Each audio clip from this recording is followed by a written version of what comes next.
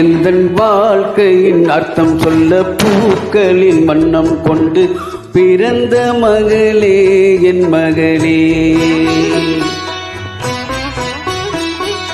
நான் வாழ்ந்தது கொஞ்சம் அந்த வாசத்தில் வந்துவிட்டு உயிரில் கலந்தாய் என் உயிரே. உன் பூவிலி குறுநகை அதில் 1000 கவிதையே. எந்தன் வாழ்க்கையின் அர்த்தம் சொல்ல பூக்களின் வண்ணம் கொண்டு பிறந்த மகளே என் மகளே. நான் வாழ்ந்தது கொஞ்சம் அந்த வாசத்தில் வந்துவிட்டு